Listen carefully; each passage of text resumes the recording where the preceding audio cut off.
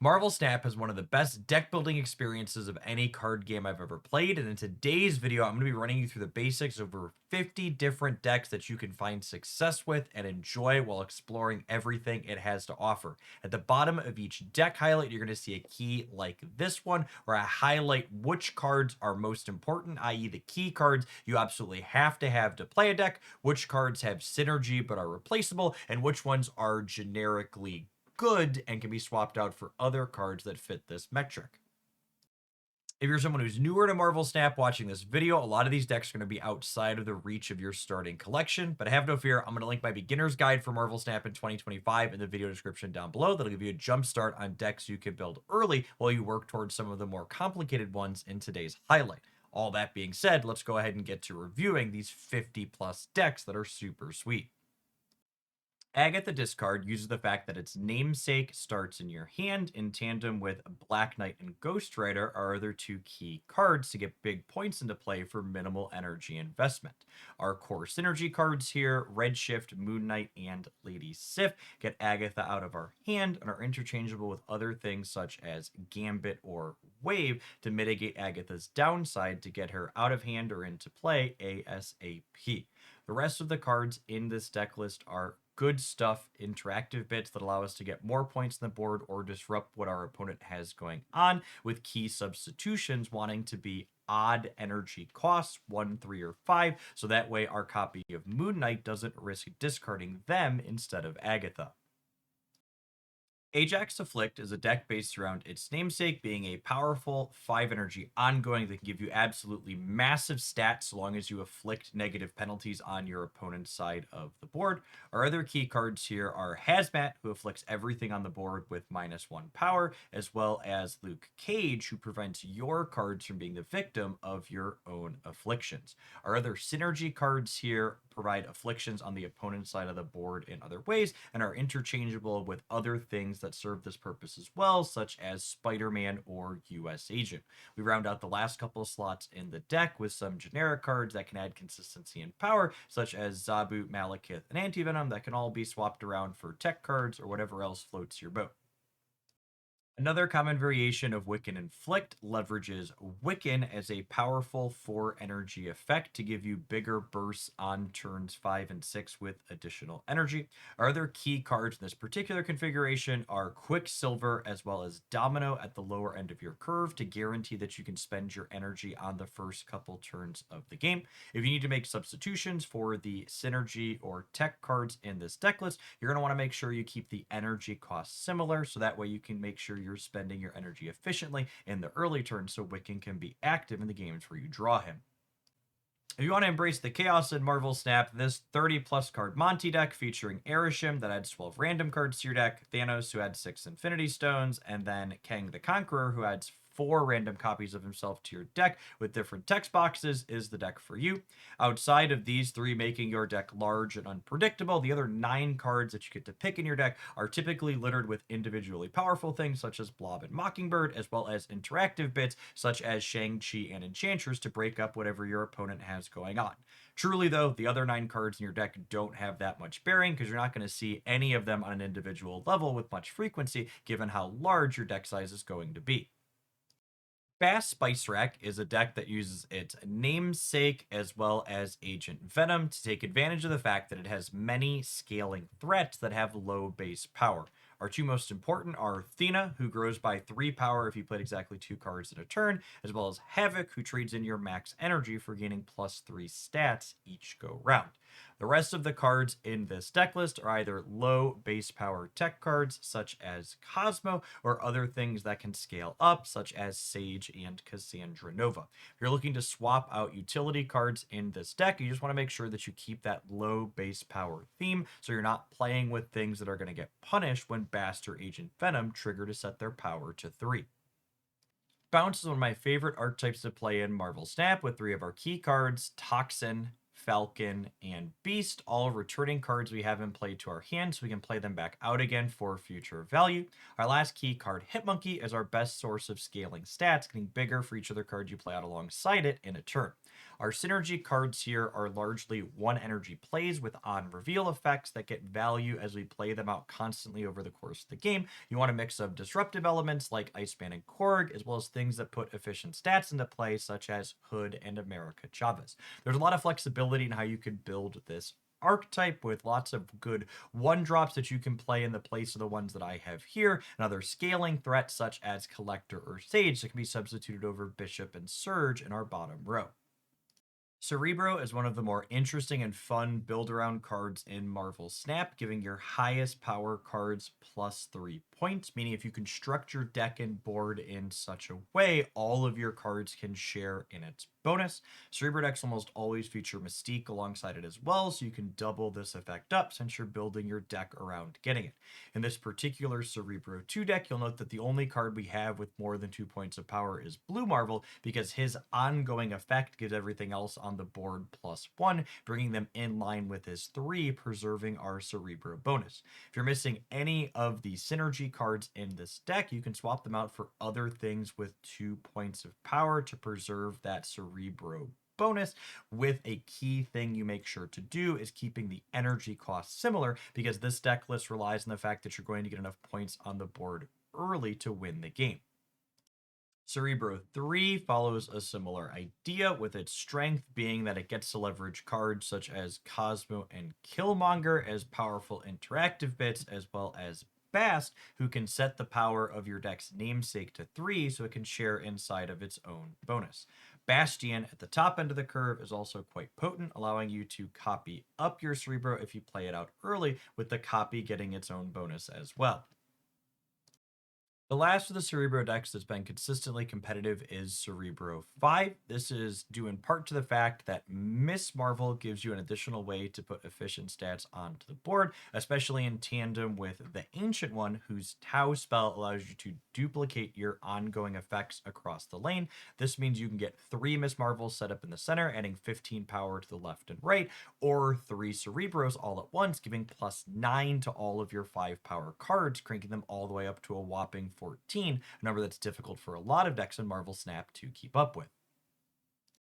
Clog is an archetype that requires a number of fairly specific cards because there aren't a ton of effects in Marvel Snap that allow you to clutter up your opponent's side of the board. Things like Debris that kick up rocks, Viper that sends your rocks over to your opponent's side, as well as Dr. Octopus to pull something out, and Green Goblin to hop right across are very important for this archetype to function, because you need to hit a critical mass of blocking your opponent's spacing in order for it to really have an advantage. Our handful of good stuff cards in this deck list are responsible for either breaking our opponent's numbers in the case of Shadow King and Cannonball, or putting our own into play with Gorr. You can substitute these cards out for other things like Shang-Chi, Enchantress, or even a big stat stick like Red Hulk if you have some holes inside your collection.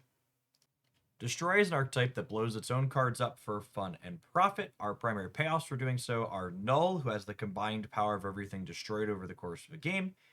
Death, a 12 stat line that gets cheaper for every card blown up, eventually becoming free, as well as Deadpool, who doubles his power every single time you blow him away. Our other key cards here are the things that actually do the destroying: Killmonger, all 1 costs, Venom, Deathlock, and Carnage, everything else in their lanes. Our other synergy cards in this deck list are other things that pay us off for blowing our own things up or provide supplemental utility like Nico Minoru, and our 1 good stuff slot in this particular deck list is occupied by Arnim Sola, who can double up something like a Death or a Null, but this slot can also be a tech card such as Shang-Chi, or another destroy enabler such as the more recently released Moira X.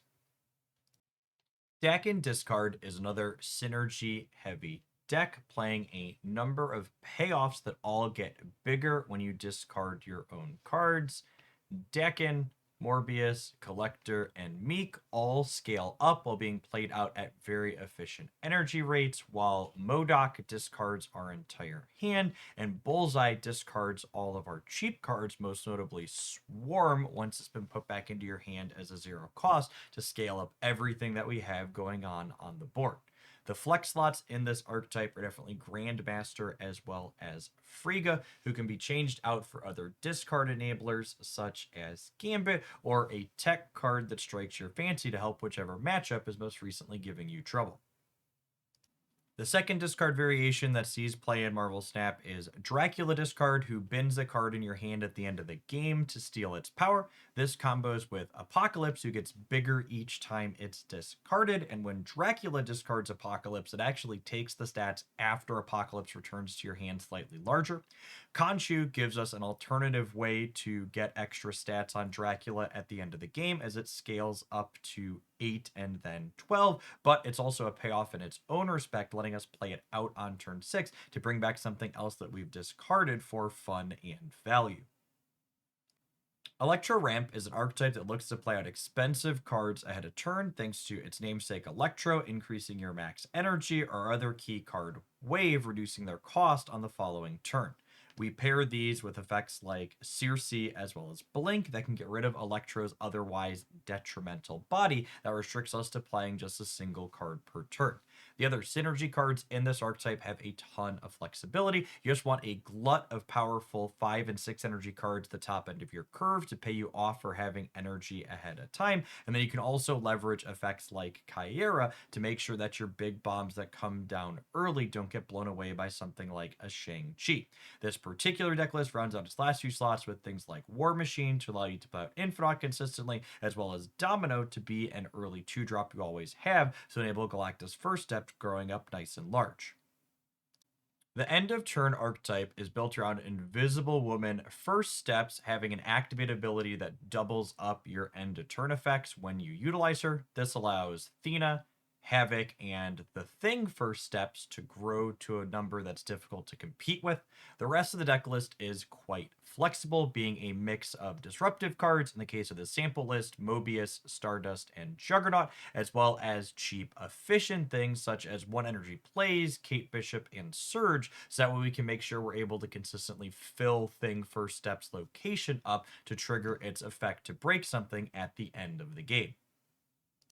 If you prefer a more linear, less disruptive approach to the end of turn archetype, you can play the build featuring Marvel Boy that powers up 1-cost cards across your board, as well as Fantasticar, which powers up all your end of turn effects, and Bruce Banner, who occasionally hulks out for you. The few flex slots in this shell look to lean into synergy aspects as opposed to being disruptive, with Prodigy allowing you to double up Invisible Woman First Steps being substitutable for things like Bastion or Jocasta that can get you extra activates, and Squirrel Girl, who fills out your 1-drops for Marvel Boy to be powering up.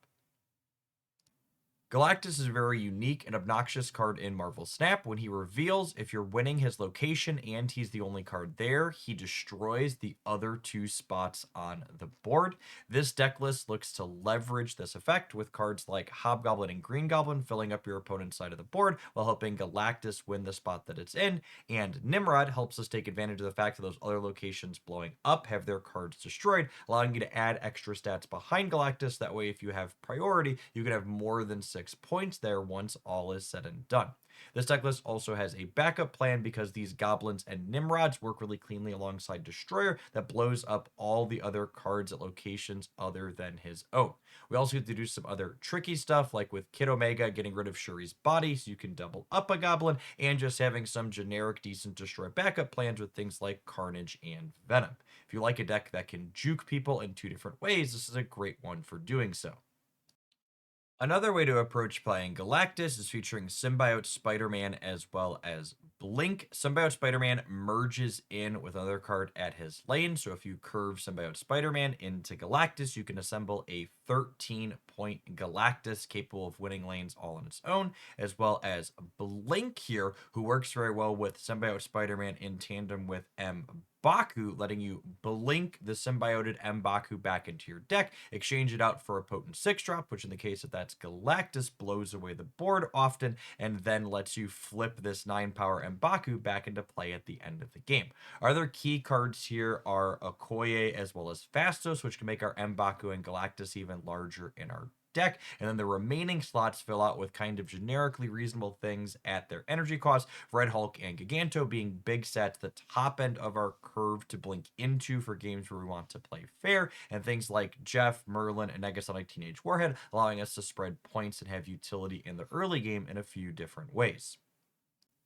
Hela Discard is a combo deck that, utilizing its namesake, flips efficient stats into play randomly across the board while being pretty resilient to disruptions, and things like Shang-Chi can't really predict exactly where your points are going to be popping up at. It also has a solid backup plan of Black Knight creating an Ebony Blade, as well as Ghost Rider bringing back a big thing directly for the games where Hela isn't enough or is nowhere to be found. The other angle this deck attacks from is Agatha Harkness is guaranteed to start in your opening hand, which pairs really well with Redshift, who always discards your leftmost thing, giving you a 12-pointer to bring back with one of our various reanimation effects. The other cards in this deck list from the synergy aspect are Gambit and Corvus Glaive, who discard things efficiently, Skaar and Death, who are big stat line to the top end of your curve that are also more expensive, meaning that Hela can bring back lots of them at the same time, and then Blink adds an element of consistency, allowing us to turn something like a Ghost Rider or a Lady Sif up into Hela later in the game.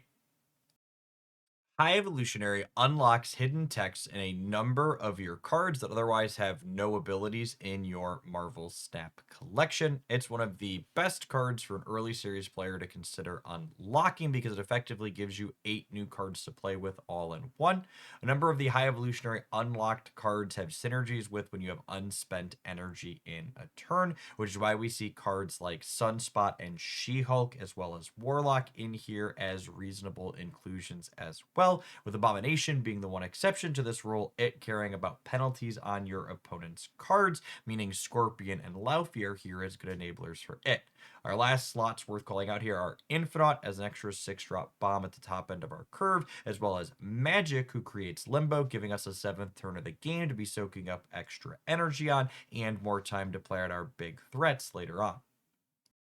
Kitty Pryde is one of my favorite cards to play in Marvel Snap, returning to your hand every single turn and getting slightly larger. She has strong synergy with the other key cards in this deck, such as Angela, who grows every time you play a card to her path, Hope Summers, who gives you extra energy when you play cards with her, and Elsa Bloodstone, who powers up the last thing in her lane, which can be Kitty Pryde every single turn for multiple turns running. As our key implies here, there's lots of flexibility in how you can build this deck. We have a mixture of synergy cards with things like Nightcrawler as well as Mercury, who can be played out into things like Angela and Hope's Path and then moved elsewhere, as well as interactive tech cards such as Enchantress at the top end of our curve, allowing us to disrupt whatever our opponents have going on. This is really an archetype where if you enjoy customizing to whatever metagame you expect to run into, you're going to have a lot of choices to be making.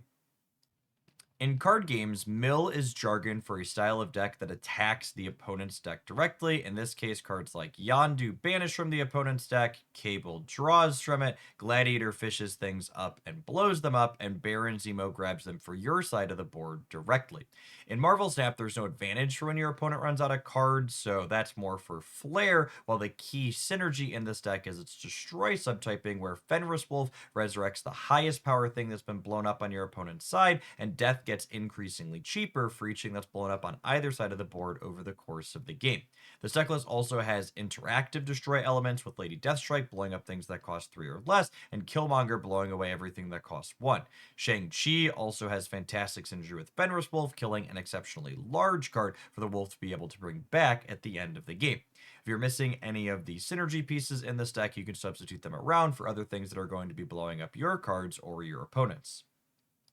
Living Tribunal Combo is a powerful, straightforward, linear combo deck that utilizes its namesake to take a massive stat line in one lane and split it all across the board. Your straightforward linear draw involves playing Wave on turn 3 to allow you to play a 6-drop on turn 4, into Iron Man on turn 5, into your other 6-drop on the last turn of the game, with Onslaught and Iron Man combining to generate 88 points of power, which Living Tribunal then divides into 29 points absolutely everywhere. The rest of this deck list has a variety of synergy cards such as Jubilee and Iron Lad that can allow you to dig through your deck more consistently to find your key combo pieces, and things like Magic that can give you an extra turn of the game, allowing you to see an extra card as well. Super Skrull occupies our lone tech card slot, helping you generate big numbers against opposing ongoing cards as well. Another common variation of Living Tribunal features a movement package centered around Human Torch. Human Torch doubles its power up every time it moves around, so if you're able to move it a number of times around the board, it can often hit triple digits, which then Living Tribunal separates out into all three of your lanes. Our synergy cards here have two different groupings, with our top row as well as Hercules all being move enablers to let Human Torch grow to a massive degree, and then Magic, Crystal, and Blink in our bottom row here being cards that allow us to see extra cards or dig deeper into our deck, so that way we can find Living Tribunal and Human Torch more consistently game after game.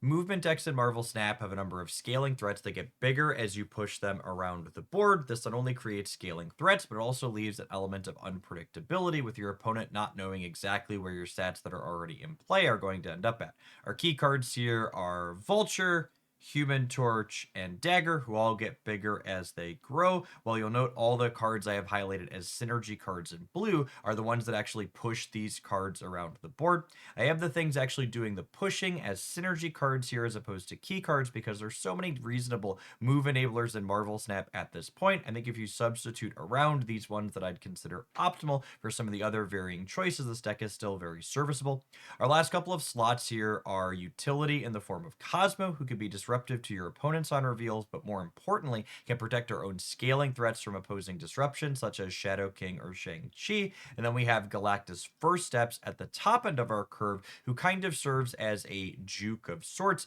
Your opponent has to respect the big stat that Galactus can slam down in the last turn of the game, while also trying to account for something like Heimdall that could shift around everything that you already have in play. The last common move strategy in Marvel Snap is a bounce variation that utilizes Toxin and Beast, or in some cases Falcon, to pick its cheapest move enablers and payoffs up in order to redeploy them later in the game. This allows you to conceal where your stats are going to end up at, while also throwing priority, making it more difficult for opposing tech cards to interact with you. One key difference between this build and the classic move that we looked at before this is you'll note that I'm calling out the cheap move enablers like Iron Fist and Ghost Spider as must-have key cards here, since having those more efficient move enablers is important if you're going to be picking them up and putting them back down again. Our other cards labeled as generically good here are things like Sage and perhaps Frigga that are adding you more stats at the end of the game. They can also be substituted out for things like Bishop as a scaling threat, or something like Cosmo for a dash of disruption. Mr. Negative is one of the premier combo decks in Marvel Snap, with a proven track record of power and success. Its namesake swaps the power and cost of all cards that are currently in your deck, meaning it takes something like Mr. Negative and turns him from a 5/0 into a 0 energy 5 power card that still doubles up your power at its location. Our third key card is Jane Foster the Mighty Thor, whose on reveal draws all cards that currently cost 0 from your deck, which means when you play her up following Mr. Negative, she fishes up all of the inverted things that initially had 0 power in your deck to start, giving you a ton of free things with incredibly potent effects. What cards you play past these three, you have a ton of flexibility with. You want a mix of them to be things like Gorr and Sage and Taskmaster that are completely free to fish up with Jane, as well as things like Psylocke, Ravonna Renslayer, and Magic that can either get you to Mr. Negative faster or give you an extra turn of the game to be drawing and deploying your powerful threats in.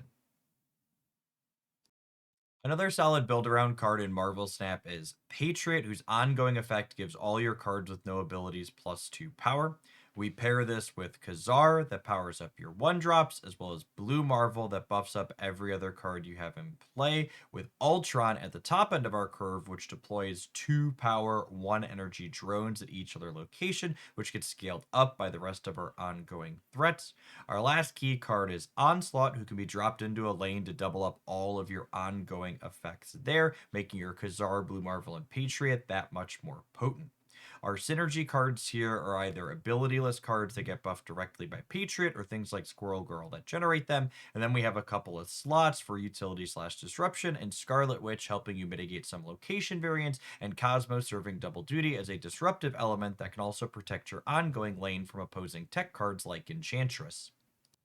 Another common way to play Patriot is alongside Pixie, a 2 energy on reveal that shuffles the base cost of all the cards that started in your deck. This means you can shuffle a 1 or 0 energy cost from the bottom end of our curve onto a potent effect like Valkyrie Ultron at the top. This means this archetype often has very good cube equity, leaving your opponent guessing exactly where your stats are going to be. I also think there's a lot of customization available in this core. You have tech card slots like Shadow King and Valkyrie, as well as Mobius that disrupt your opponent, and then other ways to put stats into play, such as Sentry and Annihilus, that can be substituted out for a lot of different other things that are great to shuffle low costs onto with your Pixie namesake.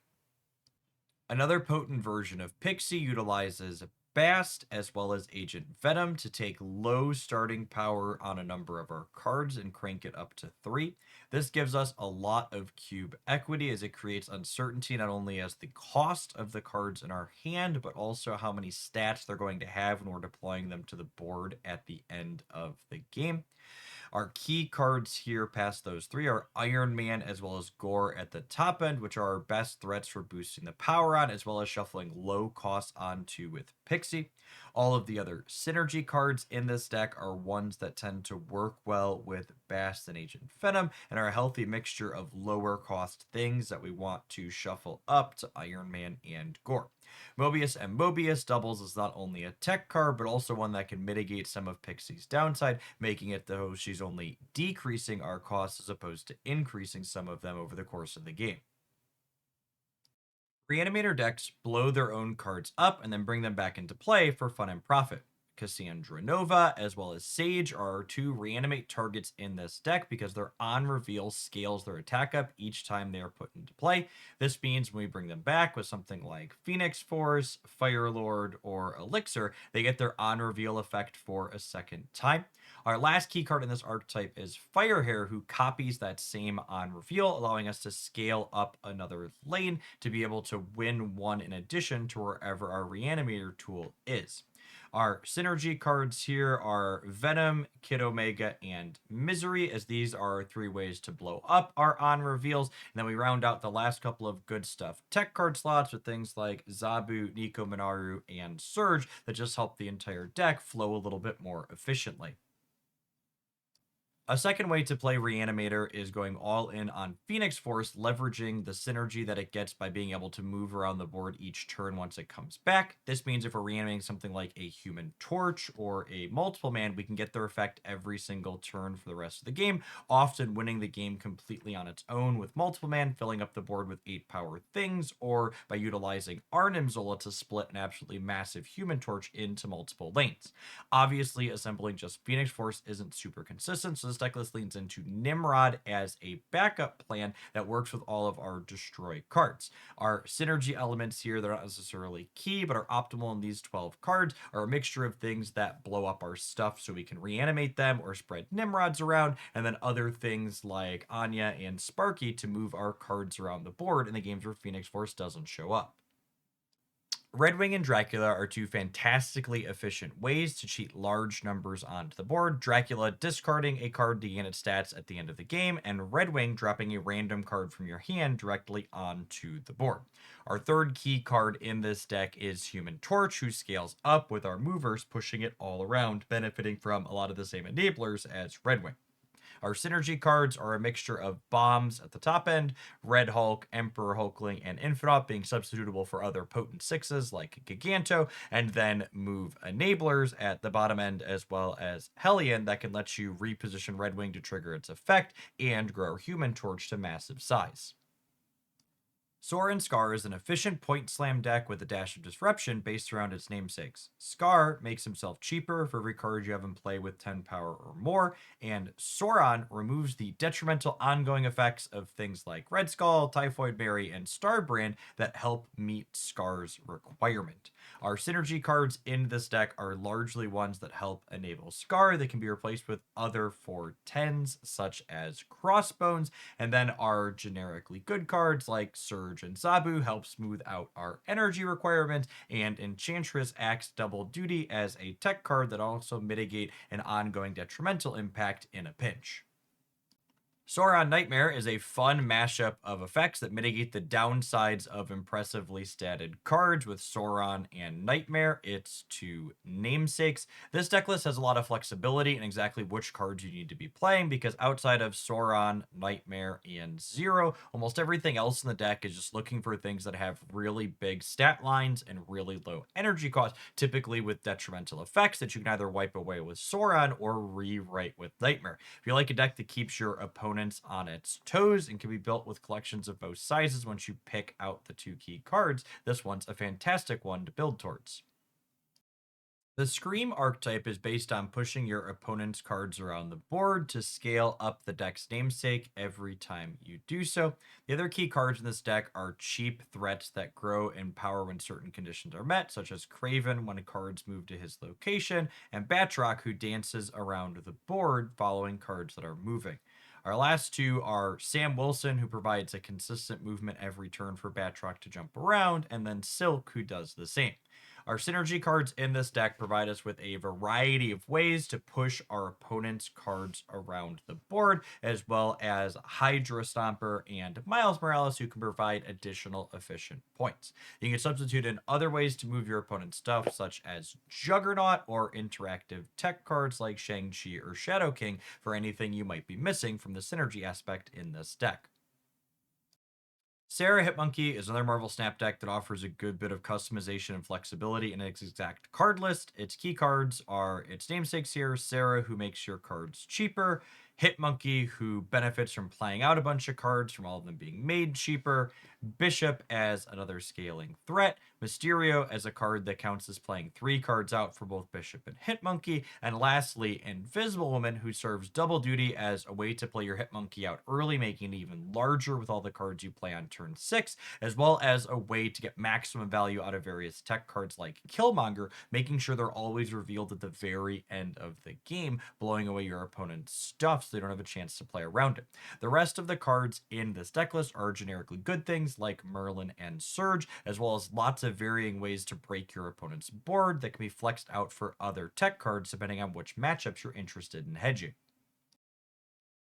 Shuri, alongside with Fallen One, is a fantastically powerful way to scale up your energy and make big combo flourishes in the last turn of the game that are difficult for your opponent to predict. This deck list has two different kinds of those combos. You can play a Black Panther and then blow it across the board with Arnim Zola, giving you 20 stats in 2 different lanes, or you can deploy a Nimrod, who also works well when doubled up with Shuri's stats in a pinch, and start blowing it up with our various Destroy synergy cards to make big numbers that can't be interacted with tech cards such as Shang-Chi. Symbiote Spider-Man is our last key card in this deck list because its activate costs in a clean lane kind of acts as an additional copy of Shuri, supercharging Fallen Rod or Nimrod to be moving around the board. Our synergy cards here are largely effects that allow us to blow up Nimrod in a pinch, as well as things like Jim Hammond's Human Torch and Phoenix Force that allow us to scale up stats in different situations when our numbers don't go exactly according to plan.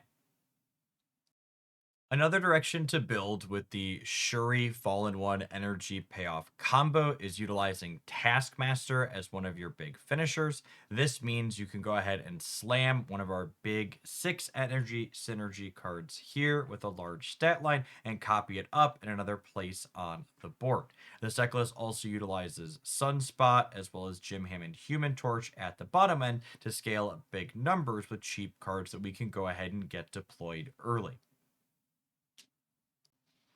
Spectrum is one of the most tried and true archetypes in Marvel Snap, with the deck's namesake having an honor reveal to power up all of your ongoing cards in play by 2 points of power. This particular build is leveraging Destroyer as an alternative 6-drop juke, essentially making your opponent respect the fact that you could put down a massive number in one lane or spread out stats pretty evenly across all the things you already have in play. This archetype, again, has lots of flexibility in the cards that you can play, and even its other 2 key cards have a bit of flexibility. I've called out Goliath as well as Sam Wilson as key cards because I think they're the most powerful from among these, but this deck is serviceable if you're a lower series player looking to build it and those are still missing from your collection. Everything else, you want to just make sure you have a pretty even spread of different energy costs so you're playing cards consistently over the course of the game that have the ongoing keyword for Spectrum to be powering up.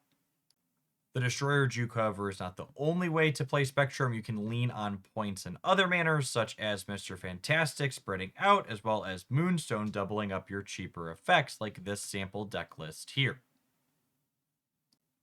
If you're someone that likes to have a chance in every single matchup of Marvel Snap that you play, then Stature Darkhawk could be an excellent archetype for you. Its namesakes, Darkhawk, as well as Stature, are some of the most efficient ways to put reasonable points into play with Marvel Snap, and these cards' enablers are incredibly disruptive. Black Bolt, as well as Moon Knight, shreds your opponent's hand, and then Korg puts rocks into your opponent's deck, making it so they're less likely to draw their key cards. Our synergy bits here work with our cards as well, with Proxima Midnight being one of the only even cost cards in our deck that Moon Knight's guaranteed to drop into play for free, as well as Black Widow, whose bite throws Darkhawk by cutting your opponent off and draw.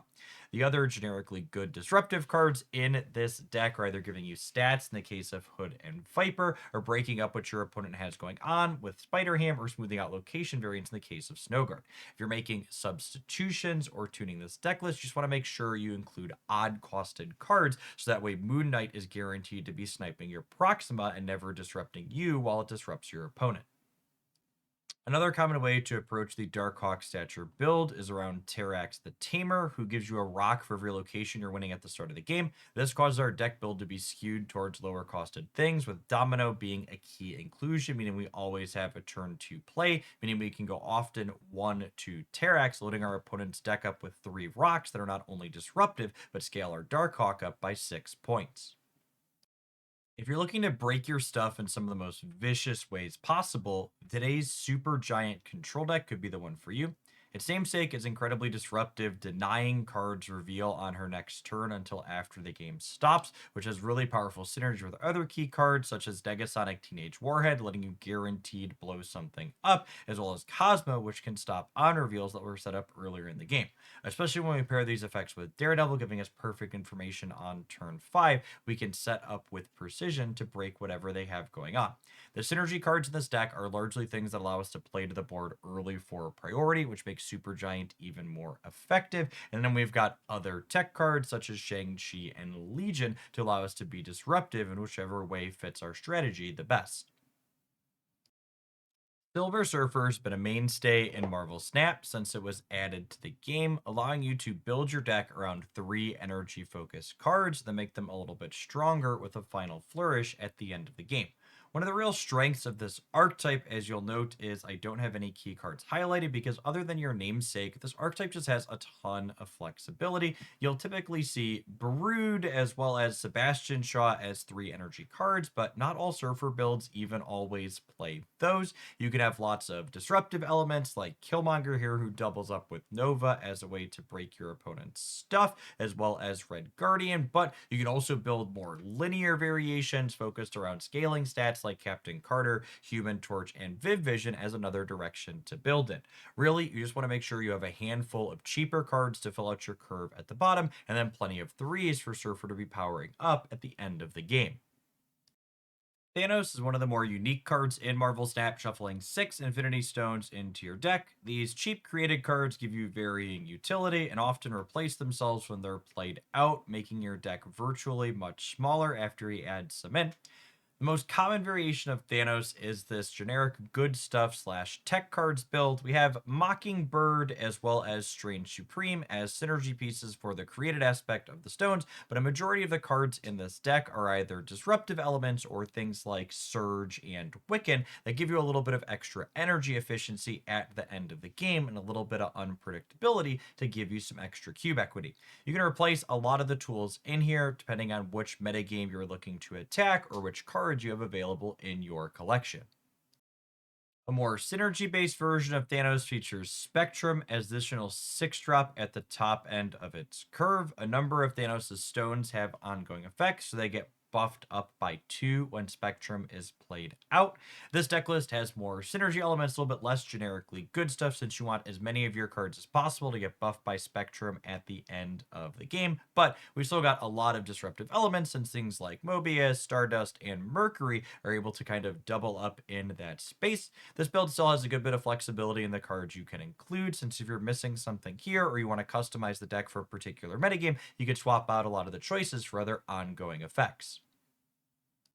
The last build of Thanos that's seen play with some consistency is a destroy focus build. In particular, Killmonger destroying all your stones that are on the board is an incredibly efficient way to make your death nearly free. And our other key card here in Firehair lets us get their on reveal effects again, allowing us to draw a record amount of cards from Marvel Snap Deck, making you incredibly consistent in what you do game in and game out. A number of our synergy cards are things like Lady Deathstrike, as well as Shang-Chi, that's similar to Killmonger, interface with our opponent, but also are enabling our death to become cheaper and cheaper over the course of the game.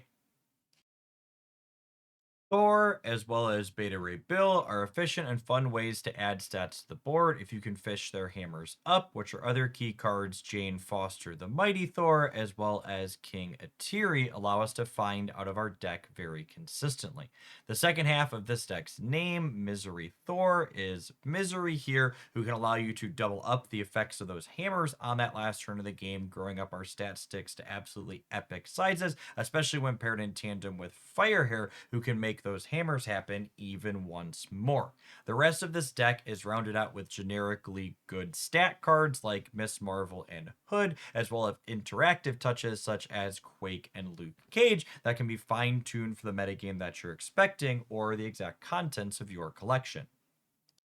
Another fantastic way to leverage the Thors is inside of a Pixie Lockjaw variation. Lockjaw loves having a bunch of zero energy cards. That way we can swap them out for bigger threats in our deck, such as Gorr and Magneto as the synergy cards I have selected here. And then Pixie can shuffle our base zero energy costs on things like Wasp and Yellow Jacket onto those big bombs as well, who then Jane Foster can fish out of our deck. Essentially, this deck list just has a bunch of overlapping synergy pieces that work well with each other to allow us to fish up solid numbers in a few different ways. We dash things off with a couple of interactive bits, such as Cosmic Ghost Rider and Mobius to disrupt what our opponent has going on, giving you some clean customization slots for a deck that puts solid numbers into play.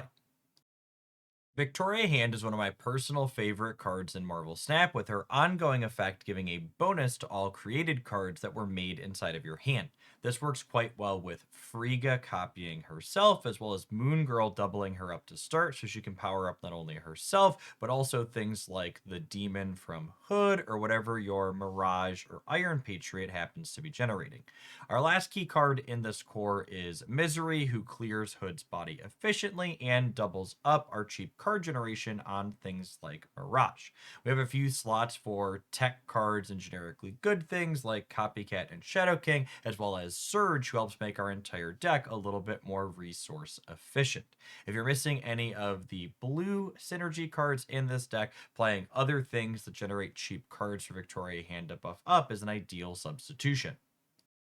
Another way to approach building with Victoria Hand instead of Misery and Hood is to leverage Kahori as another stat payoff for having your hand be quite large consistently. Her on reveal spreads stats across your board, kind of rewarding you for generating cards in another way. You'll see a lot of the same overlap here, cheap things that generate cards for Victoria Hand to power up, and then a dash of disruptive elements with Snowguard as well as Luke Cage, who doubles with a synergy card, allowing Valentina as well as Anti-Venom to mitigate their downsides.